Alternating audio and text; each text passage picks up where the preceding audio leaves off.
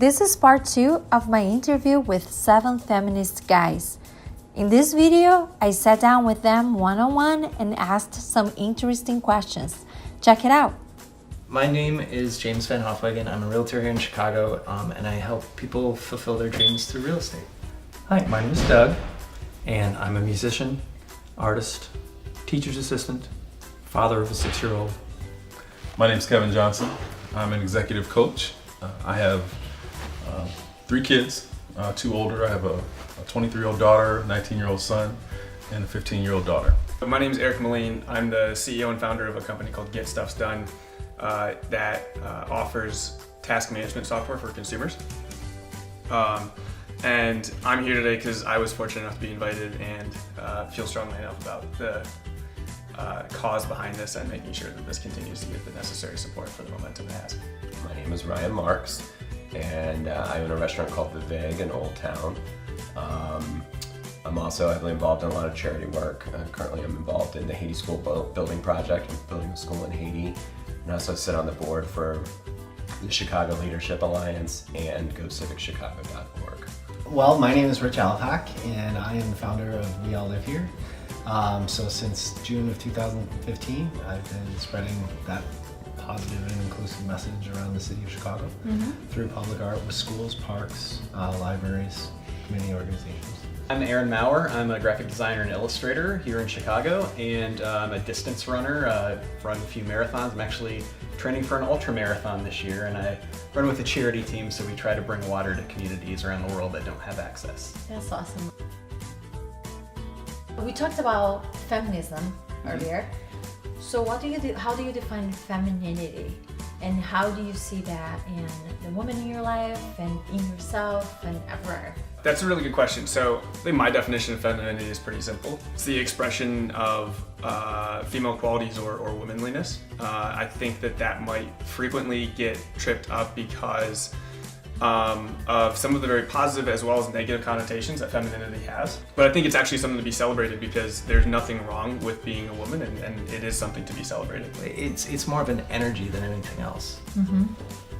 A compliment to masculinity, in that while masculinity may be seen in society as being hard or seasoned or rugged or rigid, femininity brings a tenderness or a softness or a flexibility to it that I think is complementary to the masculine.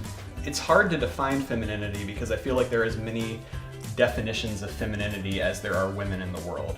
Obviously there are like societal kind of like norms or mores, but I don't think that really encapsulates everyone. Femininity, defined as the roles or attributes in which we relate with women. And I was raised by a single mother, and my sister was older, so I was basically raised by 2 women. So when I think of women, I think of strength for what my sister also went down to Haiti after the earthquake and adopted my niece. So my sister is a single mother as well. So a woman who heads up the Haiti School Building Project is a woman. So I'm surrounded by very strong women. So my recognition of that word or the roles or attributes that I apply to women typically are around strong women. So I've been fortunate to be surrounded by them. In my daughters, I see how they own their own style of softness. My oldest daughter doesn't wear makeup. She sees that as more of a feminine practice to just allow her natural self to shine through. Whereas my younger daughter plays deep, plays hard in the makeup, and she beats her face up and she looks like a glam model all the time, and she loves it. She finds joy in that expression. And I think it's interesting because they both have femininity, but it's expressed in very different ways. Andrea likes to use clothes and flowy items, whereas Alyssa likes to just present herself in the most ornate way possible. I have some female friends who I don't think would ever want to wear a Tulle skirt, and then I think there are others who would absolutely luxuriate in it. So whatever that expression of their fullness, their potential, their unique self is what femininity is. Do you cry? Yeah. The second to last Harry Potter movie, Have you seen that? No. Well, so there's Dobby the elf. When he dies, that was total waterworks. Oh. Yeah. I mean, I had this relationship with this house elf like over the years as I read the books with these kids. Like, there's no way that wasn't gonna happen. Yeah. No. Wow. What about like in your relationships and? Yeah, absolutely. things? Yeah. Absolutely. Yeah. Do you feel weak or less of a man when you do that? No, not at all. I mean, honestly, like, if I'm at that point, I'm clearly pretty hurt generally. And like, it is a good outlet for emotion. I mean, like, I don't remember the last time, like, if that's happened, I don't remember the last time I didn't feel better afterwards. Yeah. Like, it actually, like, it helps. improves your emotional state. Yeah. It really does. Yeah. No, I cried down there when we were talking to them. So yeah. Tears have always come easy for me. They haven't come without consequence. How so? What consequences? My father always thought I was soft. In a And it was a negative very way. common thing, right? Yeah, he didn't hide that, and he thought the careers I chose were soft. He thought the decisions I made were soft. So there was always this contrast between, do I want to be the kind of man that he is, or do I want to continue to be the kind of man that I already am? And I chose, after I think some conflict in my teenage years, I chose to be more feminine. I chose to express my emotions in that way. And I teach my son the same thing, that it's okay to cry. Sure. Yeah. Yeah. Do you express them? Do you bottle them up? And like, do you feel it's okay for you to express your emotions as a man? It's a double-edged sword, right? I mean, yeah, I know we talked about it a little bit earlier, but you want to show yourself and you want to be emotional, but yet there's still sort of a stigma where you have to be, a leader, strength. Sometimes it's associated with, how society views a man sometimes. But no, I have no issues with crying. But one of the things that I also gained from being raised by two women was a sensitive side. So, and then how do I deal with it is typically through my music. So I'm a musician as well. So I write music and poems. So that's typically my out. That's so cool. I do, yeah. I'm not afraid to cry. I mean, if something makes me sad, I'll cry. If my dog dies, I'll cry. If something upsets me, I'll cry. It's not something that, like, the emotion doesn't pour out of me, but I'm not afraid. I don't think it's unmanly to cry. How do you express your emotions usually? I'm a pretty vocal person. So if something upsets me, I'll say it out loud. If something makes me happy, I'll say that out loud too. So I don't hide my feelings at all. I'm a pretty open book. I do cry, not like all the time or anything like that, but I sometimes film will get me, sometimes music gets me, sometimes just reflecting on my past experiences will get me. There honestly are times where sometimes I'll feel like I would be better served by crying. If I could cry in this moment and have that release, I would really welcome that, but for whatever reason, like, I'm unable to. Sometimes I'll actually just tear I up. totally relate to that. Yeah. I was actually this week, I was just sobbing on the phone with my girlfriend, and as I was sobbing about this thing that I've been holding on, and I was like, I'm so happy, I'm crying, right. Finally, I just been holding on. In those it's just moments, like, usually the weirdest thing triggers it because we're holding on, like the stupidest thing happens, it's like you get so frustrated and start crying because something else that you're holding on. Yeah. I do, and I've probably been told that I wear it on my sleeve.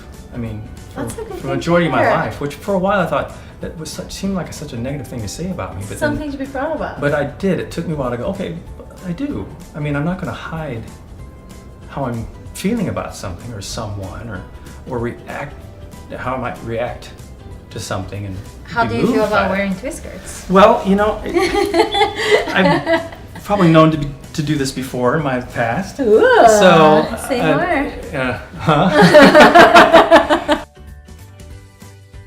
What's your favorite way to pamper yourself? Well, actually, yesterday I got a mani-pedi. Nice. I do it like once a month. I enjoy that. I also, the place I live now, I made sure that there was a jacuzzi Good for you. because I enjoy that. Yeah. So bath bombs, they're awesome. Yeah, there we go. I really like getting my shoes shined. I don't know why. I'm not sure like that counts as being pampered. I think it kind of does. But yeah, that's one of the things I like to do for some reason. Drunk Ryan is very nice to sober Ryan. It's this great relationship that we have where drunk Ryan will order Ryan a massage for the morning. Oh. Yeah, it's really nice. I get surprised for a masseuse to show up at the house sometimes. So drunk Ryan pampers sober Ryan. Oh, that's Yeah. so nice. Yeah, he's a great guy. Your relationship with your drunk self is so much better than mine. Yoga is another out for me that I consider pampering. love yoga. Because it's a way for me to kind of get out of the world for an hour and kind of be within, my own thoughts. So yeah. I do get an express manicure every time I get my hair cut. I go to a gentleman's salon in the Loop, and I have an annual membership. So If it wasn't a gentleman's salon, would you feel like less masculine doing that? I actually have chastised a friend of mine for doing this. He had a very close friend that passed a few years ago, and their thing was whenever they would get together, because they lived in different cities, whenever they would get together, they would go get manicures and pedicures. And I was like, dude, what kind of stuff is that? And he's like, oh man, have you ever done it? It's the best. And I poo-pooed it for the longest time. And then I went and I got a manicure with a woman that I was dating at the time. And I was like, oh, this is kind of nice, To all of the women out there, I hope that you realize that your challenge and the things you have to overcome, they don't go without recognition. They don't go without the understanding that things need to change. For those of us that understand what you have to go through, we absolutely appreciate the persistence and the perseverance and the courage and just the overall power that you really have, and we appreciate the impact you have on the world. And we will. There are men out there who will do everything that we can to support making it a better world, a more equal world, and a more enlightened world. So thank you. Please don't stop, and keep on keeping on. It's okay to show your feminine side and to be okay with emotions and to exude that and to share that with other friends and To speak your mind and speak your voice so that we can hear and we can know. I'll never be able to understand what it's like to walk in your shoes, but I can get better at it. I want you here. The past, few years have shown us, if not the totality of human history has shown us that the patriarchy has not worked and is not working. So we need you to lead us more than ever. So please continue to use your voices. Help lead the way, help call me in, call us males in to ways that we can support you and raise your voices and your everything you're doing for our society. So thank you. I can't wait to see what happens once we finally cast aside and move forward as a species beyond all the things that have held you back in society. For all the women out there that have gone through any kind of struggle as it pertains to your sexuality, being a woman, there are men to support you. There are good men who are behind you, who are supporting you, who want to support you, and who are willing to do amazing things for you. Sometimes all you need to do is ask. Women, your voice is relevant. Your voice is necessary. Don't dull it. Don't dumb it down. Don't make it compliant with the environment that you're in. Speak yourself, speak your mind, speak your experience, speak your pain. We need to hear it so we can respond. We need to hear it so we can listen. And we need to hear it so we can change.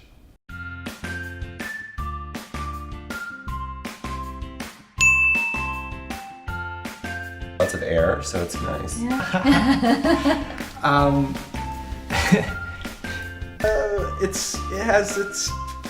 I don't know, it's fine. Still getting used to it.